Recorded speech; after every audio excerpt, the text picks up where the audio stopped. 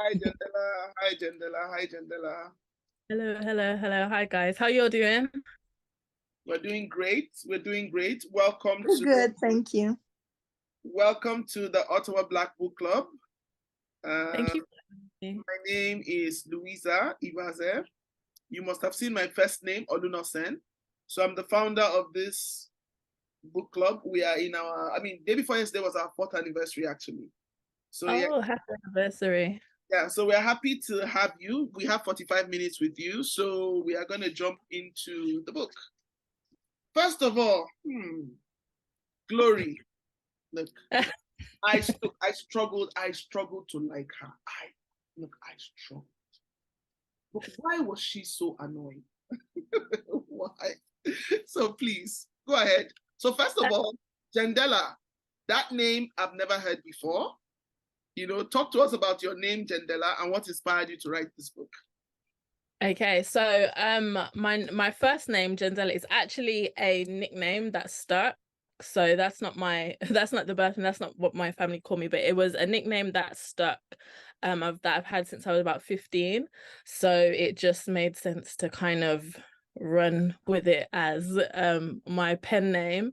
And what inspired me to write the book was I think a lot of the angst about being a second generation like British Nigerian, kind of that tension between like that generational tension between your your parents' expectation and your own kind of desires, and also that the gap in understanding that often happens between generations.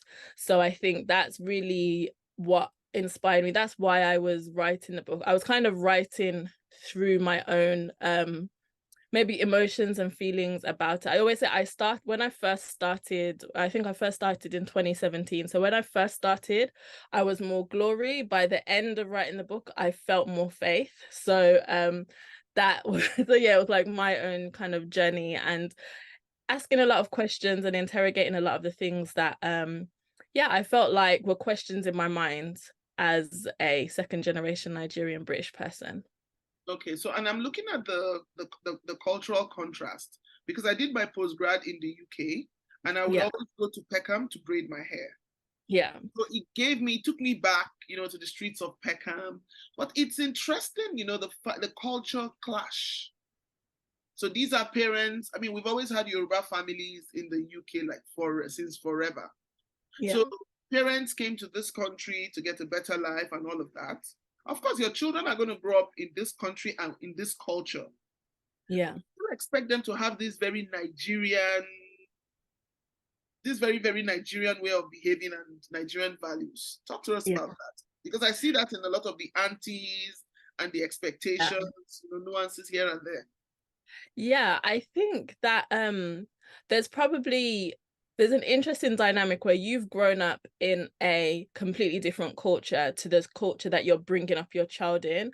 So I suspect that there's maybe on one level there's a fear of this new culture and how this new culture might quote unquote corrupt or change your child. So you want to hold on to the values that you think matter, that you think make you a good person.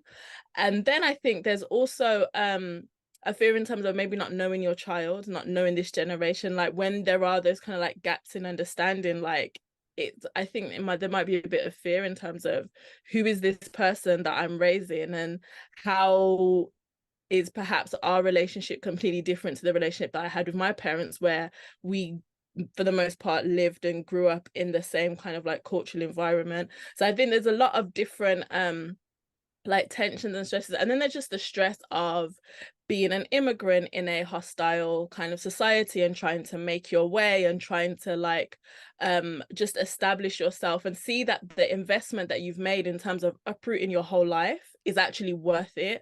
And when you see your child perhaps veering down a track that you did not plan for them, there's a lot of questions there about, was this really worth it? Like, did I make the right choice? Should I have chosen differently? Is it my fault that my child is in this situation, or all that kind of stuff? So I think that yeah, it's something that I have always wondered in terms of where I think my parents were pretty My parents are pretty all right with kind of our cultural differences, but for context, my dad was born in Nigeria, but he grew up in the UK. So I think that there was a lot more familiarity perhaps with kind of crossing that culture. But I had other aunties and uncles who would just that would meet and they'll be so confused that me and my brother were so British, and it's like, well, like where we've been, like where else have we been living? Like we've been to, since leaving Nigeria, maybe we've been back a handful of times. Like who else would we be but the person that we are right now? But there would still be this kind of like, oh, you don't greet us properly, you don't do this, you don't do that, da, da, da. And it's kind of like, I think from, yeah, from a child perspective, it's just like, what, like, who do you want me to be? Like, I can only be the person that I am.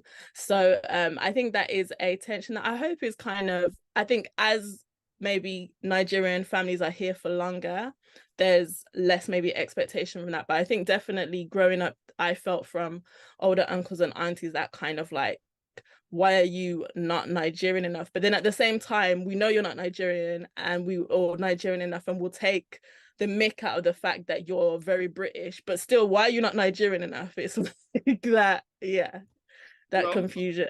I think it's a Nigerian. It's an let me not say it's just a Nigerian thing. I think it's an African thing where aunties give unsolicited advice. We are all guilty of that. I used to be guilty of that, and I'm still working on myself in regards to that. You know how someone comes and says, "Oh, this is the problem I'm having." Then I go into my advisor mode. Then I check myself. I'm like, none of your business. Mm-hmm. Oh, yeah. So here you touched on, I don't know if it's to call it adoption or caring, that system. Yeah, I remember when I worked at William Hill. I worked at, yeah. yeah, William Hill for a while, and there was this Yoruba girl I had met there who told me that she was raised by a white family, and I didn't understand that. So I asked her, so where were your parents when this was going on? I said, they were going to school, they were doing other things. And I didn't have time to do my research on that to find out why it was like that. So I said I was going to ask you, was it adoption or was it the British society finding a way to help immigrants? Were there cases of abuse in this situation? Because hearing of a lot of Black children being raised by white families or being taken care of by white families, were they doing that to Asian kids? Or is it this still savior mentality? Because that is one thing we struggle with, this savior mentality. Oh, we are helping these people, these savages. What was it about? What was it about? I still need to do my research on that. Yeah. Yeah. So I think so the official term for it is private fostering. So in the UK there's obviously the official like social services and like fostering like legal situation, but all of these arrangements were basically not done through the government. They were more done on, it might be literally adverts in kind of like specialist magazines around like childcare. It might be through word of mouth, but it was not kind of like a formalized thing. And the euphemistic term is private fostering. It's actually illegal now in the UK, and part of the reason why it became illegal is because there were some horrific cases of abuse where children were placed in the care of people who are not their family, but no one, like schools, the council, they didn't know anything about it. And then they would find out that children would, there's one very the kind of like pivotal case was a child called Victoria Klimbier, who was, I believe she was from the Ivory Coast. She was a young child who was actually placed with a I think it was kind of like a great aunt or maybe like a friend of the family. And she was actually abused to the point where she died.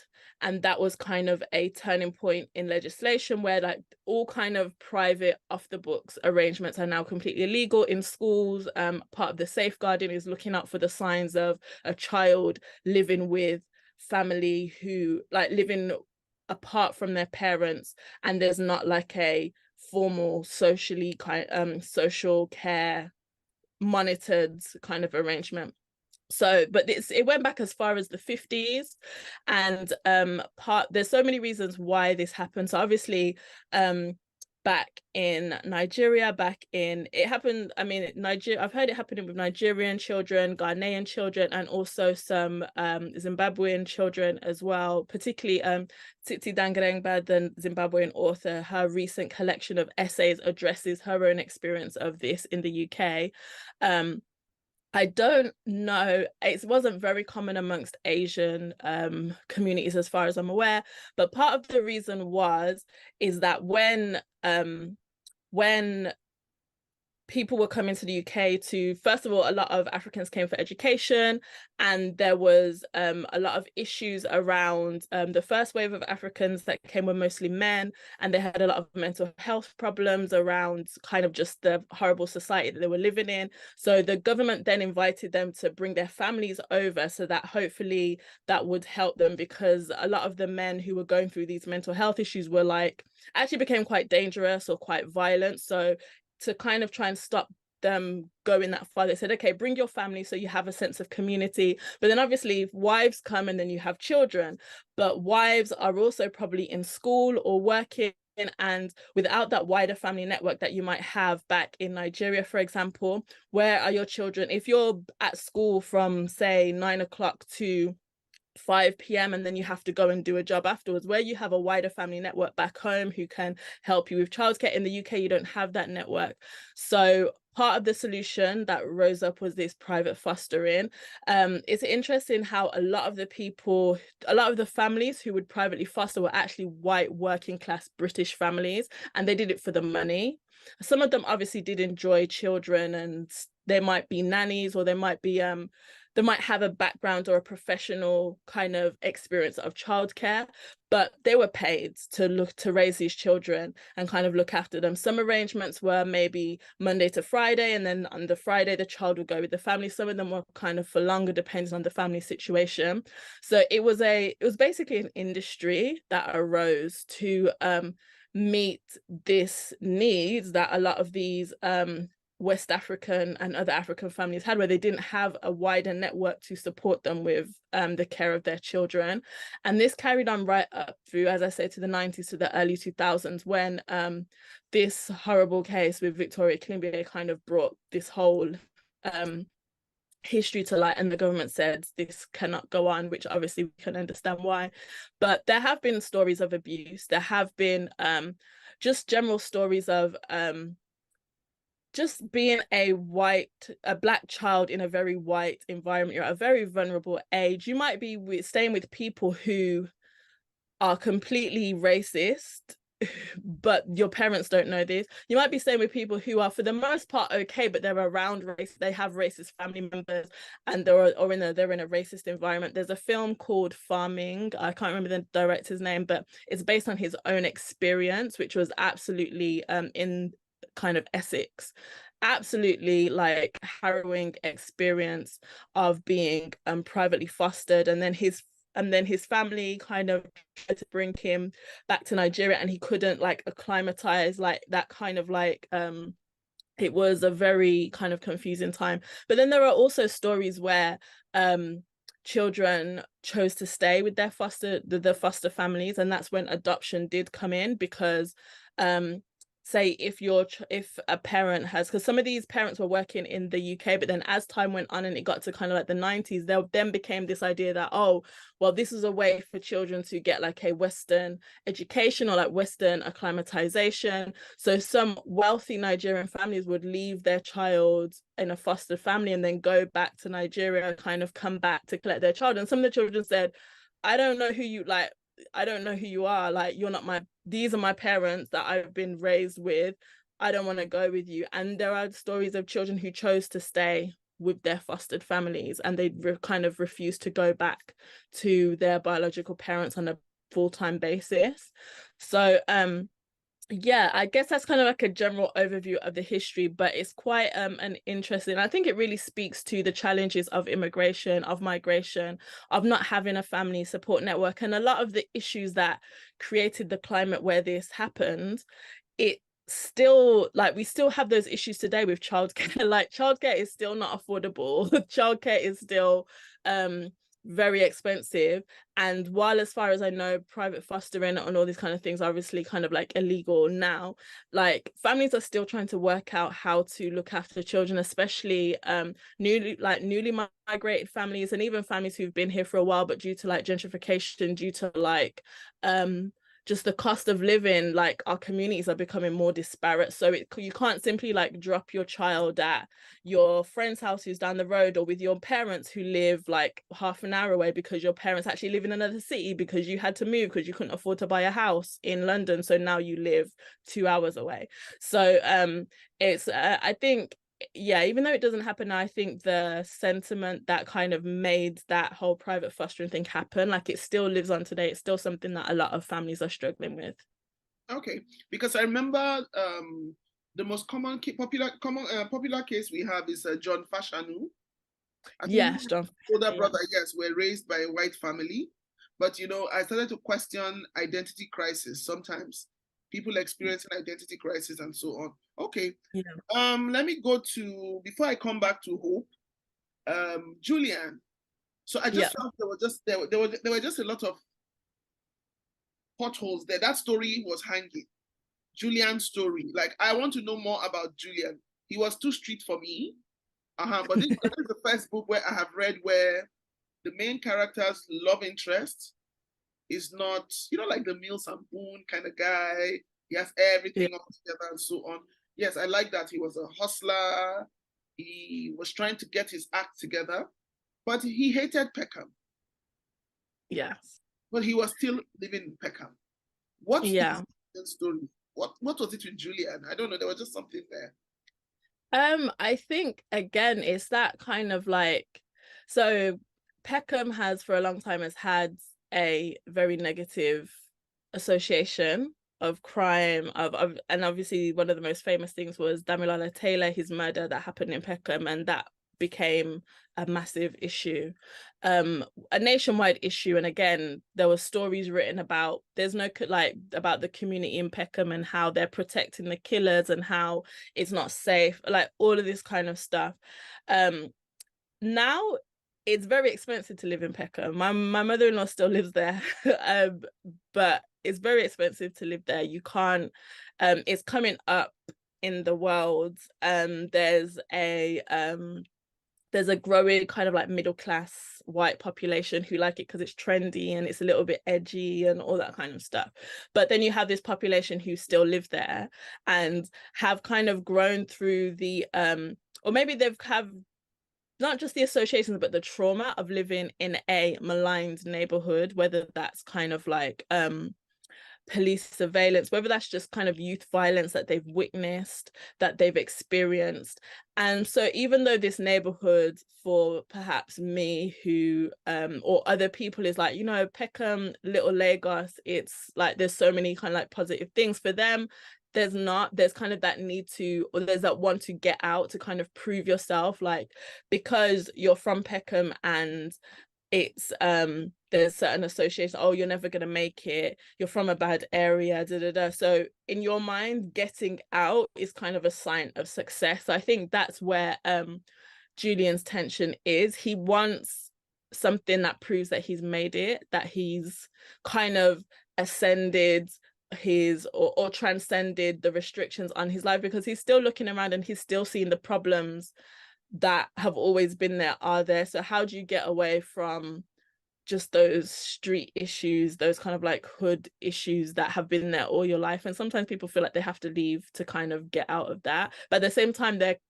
it's almost hard for them to leave, whether psychologically or even just physically, like getting the money to kind of like move out. So I think there's definitely that love-hate relationship with him because of all of that. Okay, thank you. Does anybody want to have any questions? Let me open. Yes, Alice, please go ahead. So I don't monopolize the conversation. Hi, Jendella. Thank you so much for taking the time to join us. I just wanted to talk a little bit about, because we pretty much covered, but there were a couple of things that kind of stayed with me through the book. The first thing was, of course, the separation of the twins and how both have dealt with the situation. And especially for Glory, I'm not gonna lie, Glory was she was not my best friend for a while in the book. I was like, you need to get used. And maybe this is me being African. I am a first generation as well, immigrant. So I think there is too much of African in me. When I read that she hadn't completed her degree and her parents let it fly, I was like, in which word? That cannot be happening in an African family. Definitely something. But then when I kept on reading, I understood that they were dealing with the loss of their child as well. So they didn't want to push too much on the one that was still there. So I kind of understand where they were coming from. All of that to say that I was wondering what brought you to talk about subjects which are usually not so easily talked about within Afro-Caribbean families, such as her going to see a shrink, for example, or dealing with the fact that there is a lost child that is never talked about, that kind of big elephant in the room that nobody wants to talk about. What is it that brought you to talk about it? Because not a lot of us will actually have bold enough to just go ahead and talk about it. So I wanted to know what really brought you into that. Yeah, thank you for the question. I think it was just that frustration. Just there is like so many, like I have friends who didn't complete their education, but their parents will never tell you that. Like I know because I'm their friend, but their parents will never say. So at one friend's at one friend's wedding, their best man actually made a joke alluding to the fact that they didn't finish university. And that was when we all realized that all the aunties and uncles in the room had no idea that this guy had dropped out of university. And it was like the scandal of the like at this point he's married. Do you know what I mean? Like we're past that. Like he's obviously doing fine, but no, it's the scandal of the wedding that so he didn't even graduate. Please, he's married. Like, what else do you want? So it was, so it's kind of like these real experiences of just silences, and it's just very frustrating to feel like you can't maybe ask the questions or have these conversations, because I think that ultimately, especially like kids who are growing up in a Western society that is very much kind of like where there seems to be no taboo, so everything's spoken about, everything's kind of like on the table, but then you're at home and you can't speak about certain things. It drives, I feel like it drives a wedge ultimately between parent and child that I don't believe should be there. Like in my opinion, I was very fortunate to grow up in a very loving family, and I always believe that the family should be the safe space. Like that should be the place where, you know, and now I'm a mom of 2 boys. Like if you feel like you can't say something outside, at least come to me and say it. Whatever it is, come to me. Oh, you did that thing that I told you not to do. Just tell me and we can deal with it. That's kind of the experience that because I didn't always, my parents were loving, but I didn't always have that. I knew there were certain things that I couldn't say, that I couldn't bring up, that I couldn't talk about. And it was only when I became like much older, an adult, and then my grandmother passed away and went to the funeral, went to the memorial, and then you're seeing all these tensions as an adult between different, and you're like, wait, what's going on here? And then I spoke to my mom, and my mom was like, well, here's the tea, and she told me all of these things. And now I'm like, so that's why when I was a child, and like everything starts to make sense, like things that you kind of thought, oh, that's just adults being strange or weird, or oh no, there was actually like real beef here. Like also that's why we never saw you at that person's house ever again and it's like, obviously there are certain conversations which are not inappropriate for children, but all of these silences, I don't think in the long run that, like, we need to find ways to talk about stuff that is uncomfortable, to talk about the things that cause pain ultimately, because it's like there's that saying like light is the best disinfectant. Like when we have all these secrets and all these things that are just festering, like ultimately I feel like it rots a lot of our relationships, especially intergenerationally. So that's why I just wanted to kind of talk about all these things and address all these things, because I think that's where healing happens as well, not just for like the individuals experiencing the pain, but also the families and kind of those tensions and all this kind of stuff. And yeah, I feel that family, like, yeah, family should be it's not for obviously some people really come from really hard family environments, and they should obviously leave those environments and do what they need to do for themselves.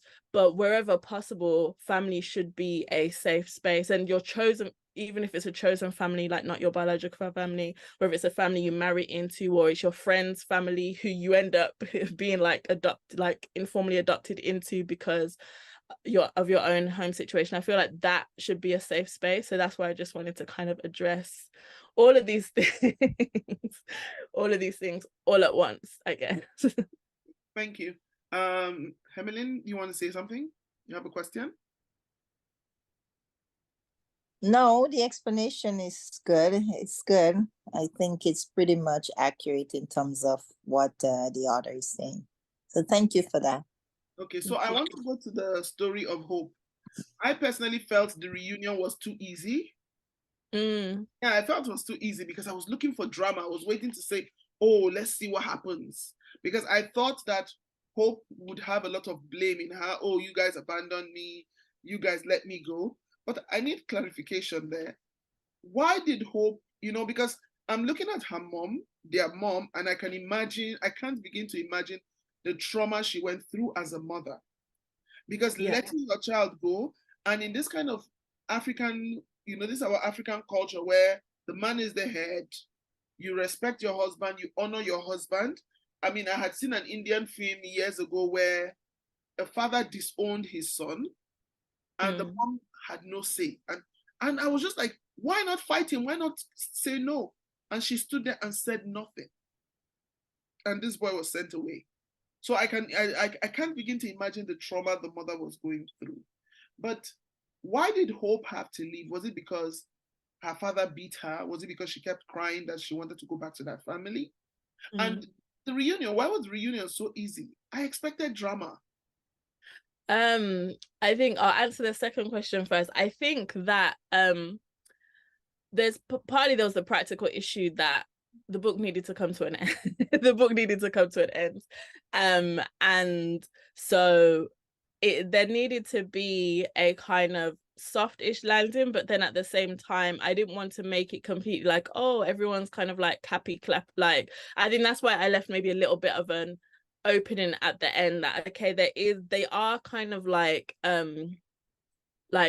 there is a reunion, there is kind of some kind of like reconciliation, but in terms of what the future might be, I left that a little bit open because I think that, yeah, it's not going to be necessarily easy. Maybe even because I feel something like this, even in the moment, if you can take it in the moment and things seem nice, you're gonna go away, you're gonna think, you're gonna maybe come back with questions. So that's essentially why the reunion happened the way. And also I do like a happy ending, I can't lie, I do like a happy ending. So I wanted there to be some kind of reconciliation moment, even if a lot more needs to happen there ultimately, I think.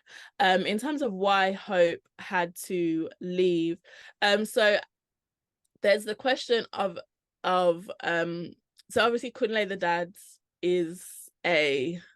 he's portrayed as a quite kind of like hard or like proud man in that kind of aspect, and I think it was more the rejection was perhaps the first. Hope rejecting him perhaps as a father figure is like the first instance, but then at the time, I think maybe a kind of buried nugget that perhaps wasn't as clear was that Celeste was actually going through postpartum depression after Victor was born.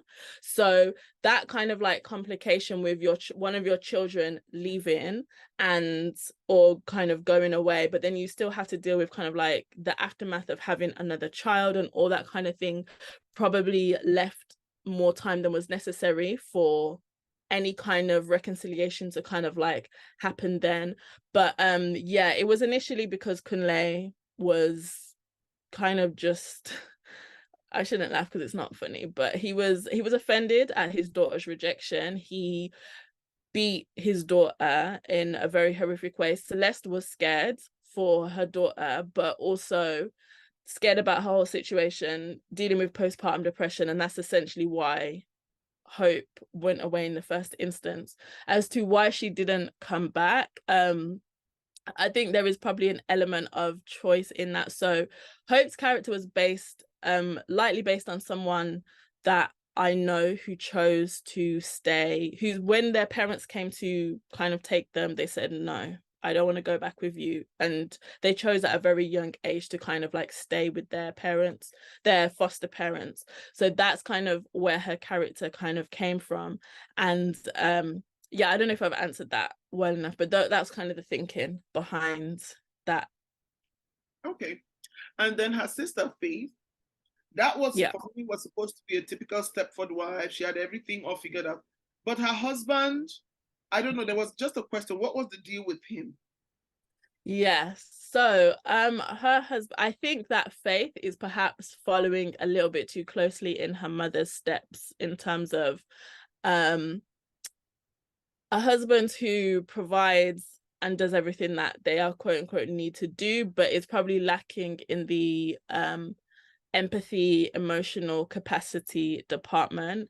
So a lot of people say, oh, was he cheating on her? Was he being kind of like unfaithful? In my mind, he wasn't. He was just being a not just, because it's not just, but he was being a stereotypical quote unquote African man who's just emotionally disconnected from his wife and his wife's needs and what she actually wants for their family. So that was kind of more his situation. Maybe if there was a sequel, we'd find out something else about Michael, but yeah, he was just a stereotypical emotionally disconnected man. Yeah, because if there's a sequel, yes, I know we want to know more about Michael. We want to know more about Julianne. And yeah, Alice, I see your hand up. I just wanted to follow up on what you were saying, because it felt for me it felt like they both got married pretty young, and in a situation where it was not yes, they choose to be together, but it was kind of forced by life, by the events that they were going through. So I felt like because they were not addressing those issues, that kind of laid into the relationship, and slowly, where they were both, each and every one of us grow differently. We deal with issues differently. We grieve relationship differently.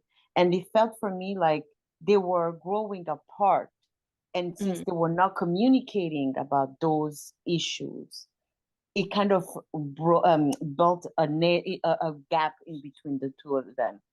For me, was not that the relationship. I didn't even think about the cheating part. I thought about, this is unfortunate, because if they could sit together and have a conversation about why and how this relationship is slowly dying, it will be resolved. Because the reason why I'm saying that is, when Glory was having a conversation with her brother-in-law, you can feel the love that he still has for his wife. He just doesn't know how to deal with certain things, and he doesn't know how to talk about it with her. So for me, it was like, oh, this is a very, it's a miss. If they could just sit down and talk. Marriage that was me.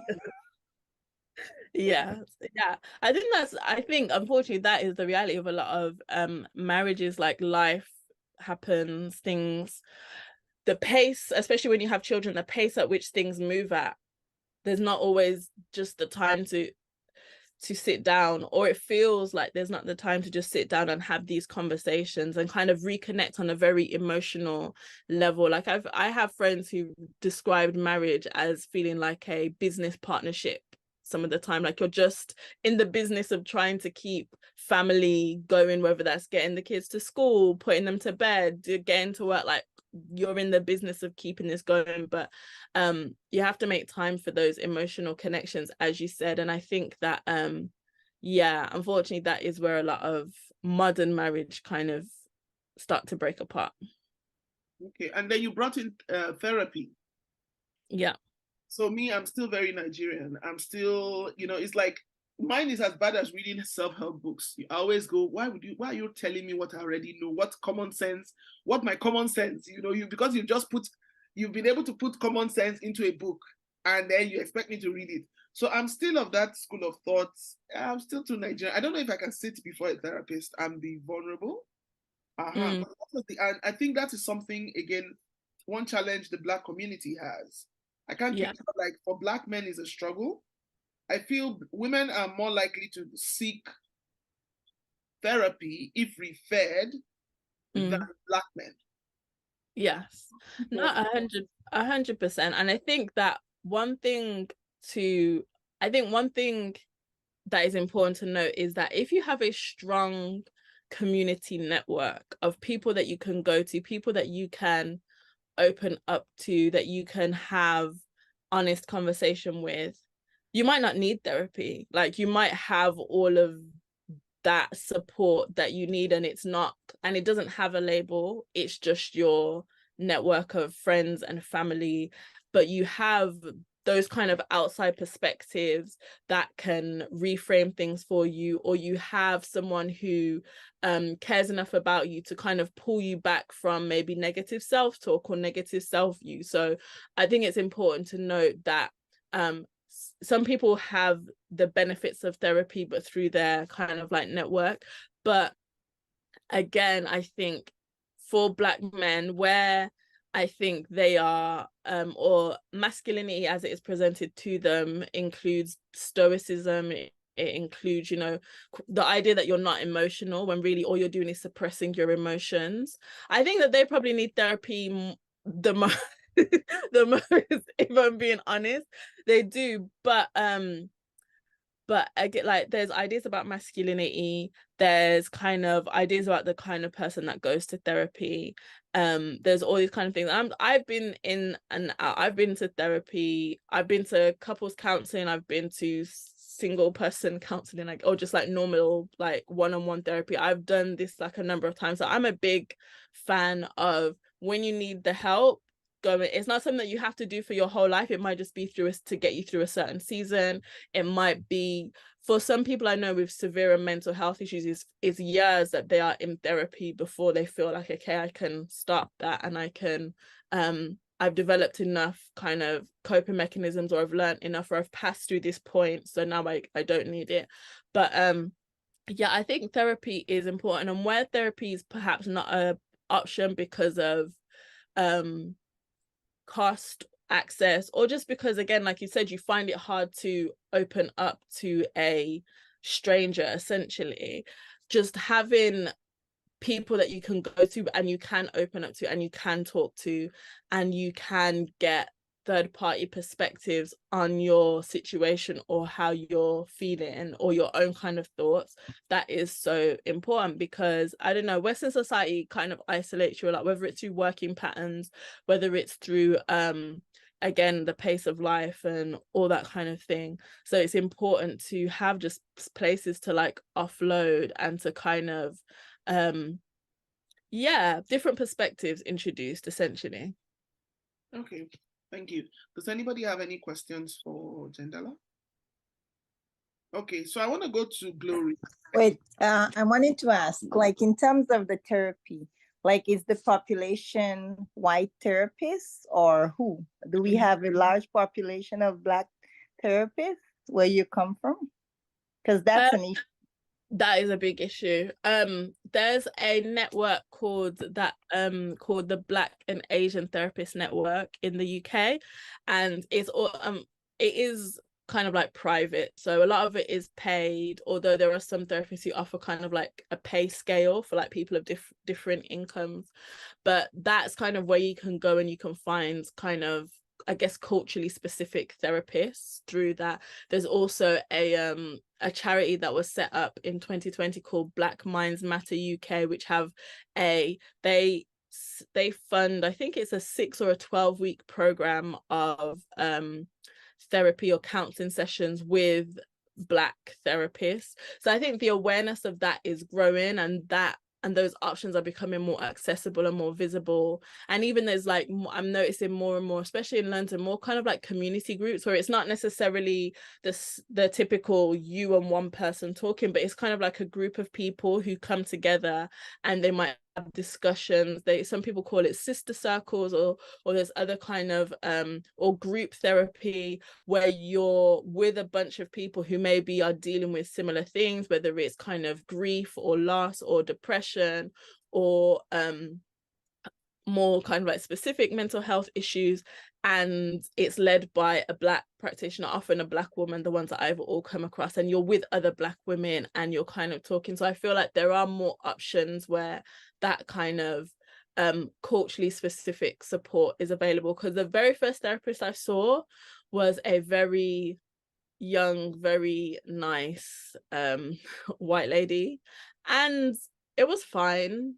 But after that, when I then was fortunate enough to have like a Black woman therapist, I noticed an immediate kind of difference, especially after I lost my mom. I had 12 weeks of counseling with a Black woman, and that probably was one of the most transformational kind of, I guess, relationships that I had, just because she understood so much of the cultural, she wasn't Nigerian, but she understood so much of the cultural pressures, expectations, fears, and the background that I was coming from. Okay, thank you. Lola, I see your hand up. Lola is actually a therapist. Oh. Yes. Hi, Jendella. Thank you for the book. I enjoyed it. I did, like everybody else, have a few questions here and there. So my thing is, why did Hope's parents say she was dead? Because it sounds like from the book, her mom still visited until the family moved. So why the pretense that she was dead and all this secrecy and all of that? What was that about? Because now they're gonna have to say she's not dead. They're gonna undead her, really, you know. Yeah. So what was that about, really? So I think that, if I'm correct, I need to remember if I'm correct, but I think that I never actually wrote that Celeste or Kunle said that she was dead. It was more like an inference that was made by the community, and then that story kind of continued, and it's like the lie that doesn't get debunked becomes the truth ultimately. So yeah, I think it basically speaking to that, like when you leave gaps, people fill gaps. Right. People Yes, fill this is gaps true. with the thing that makes the most sense to them.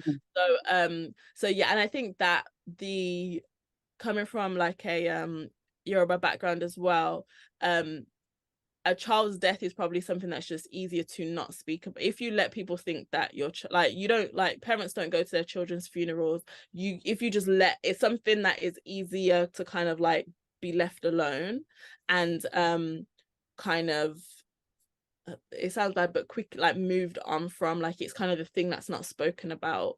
From my experience, a child's death is kind of just left as it is. So it was kind of perhaps the easiest thing to run with, or to allow to become the truth, rather than the messy details of like the real story. Yeah, thank you. And then before you go, I know you said you had just 45 minutes. I was going to touch on the prison system. Yeah. So from the look of things here, her brother was guilty by association. Yeah, because I had read somewhere where in the US, if 5 people go to rob and one gets killed, the other 4 are charged for murder or manslaughter. Yeah. Tell us about that justice system in the UK. Yeah, so it's called joint enterprise, and it's a very controversial law that kind of that is kind of brought into, in a very cynical view, to kind of just round up certain demographics of people and get them into prison. From a very cynical view, I guess, from the maybe proponents of the law would say that it's to discourage involvement of all kinds. So after I wrote Hope and Glory, this is an actual case that happened, which if I had written it, I don't think people would have believed it, but it actually happened, whereby after the death of their friend, so there was a boy that was killed in Manchester, a group of his friends were in a group chat, and they were basically expressing their rage and how they felt about their friend being murdered. And those chat logs were basically used to convict the boys of conspiracy. I think it was to commit GBH. I need to double check, but they're called the Manchester 10. So there were 10 young boys who were basically convicted on the basis of a group chat where they were expressing their grief, their frustration, their anger, maybe what they would want to do to the person who killed their friend. Nothing actually happened, but they were convicted based on that.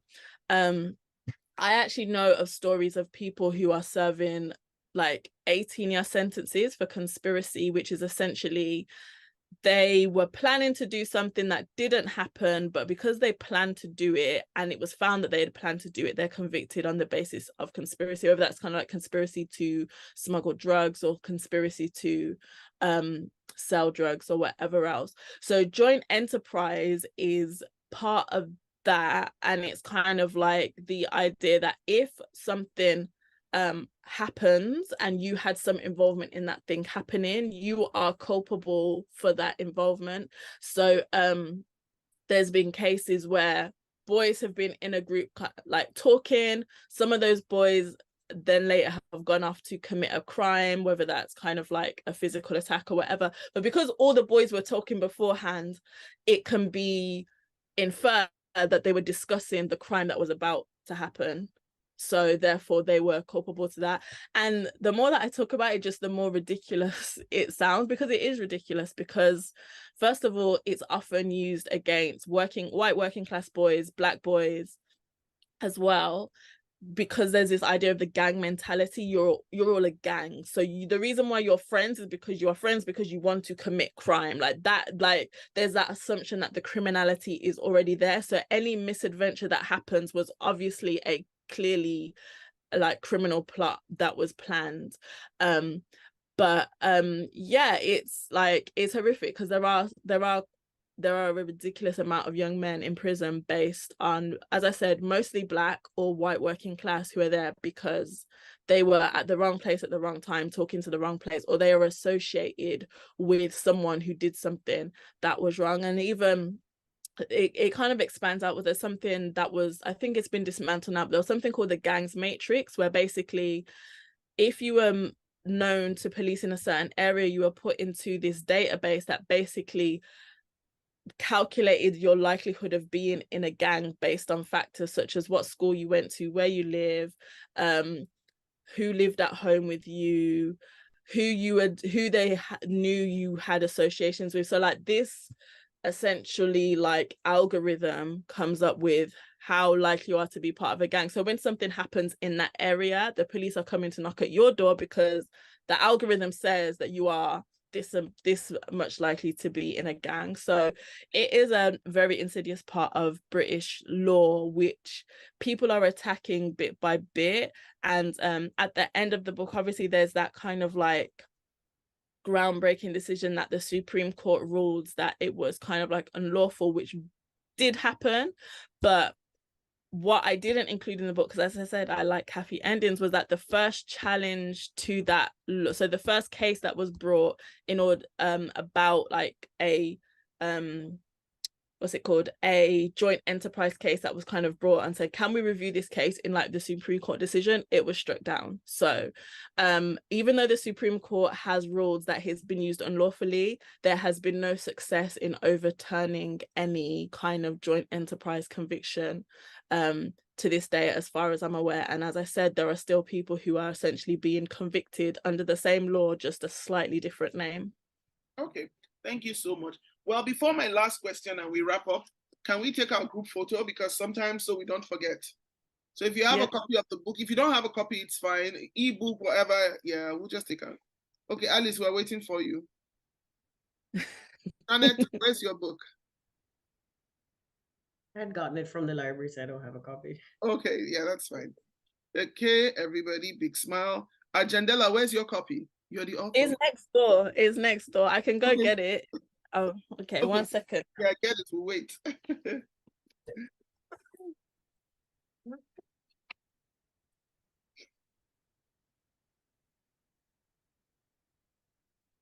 Ooh, time really flies.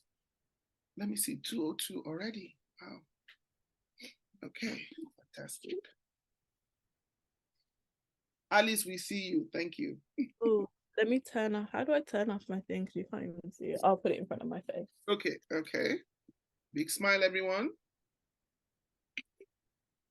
We want to see your face, Jenda. Just No, put it on. yeah. Okay, yeah, it's okay like this. Yeah. Lola, we can't see. Where's your book? Okay, I think we're good. Okay, so I was gonna ask, yes. So back to our least favorite character, Glory. Why? So my question here is it the fact that she dropped out of school, or is it the fact that she went to LA and had that unfulfilled dream of being a success and living that Instagram fake life that made her so pushy and annoying? Like, what was it with that character? I don't know. Why did you make her that way? Because we usually are supposed to empathize our main character.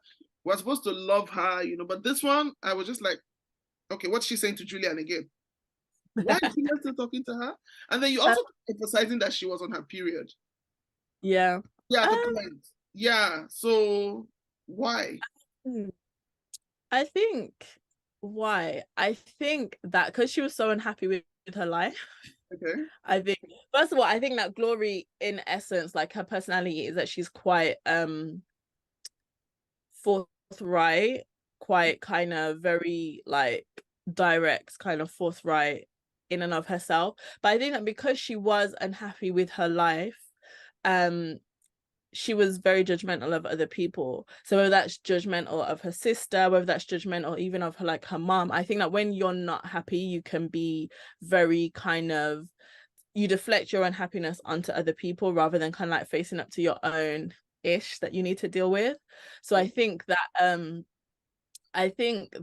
that is essentially why she was and I mean, some people have said that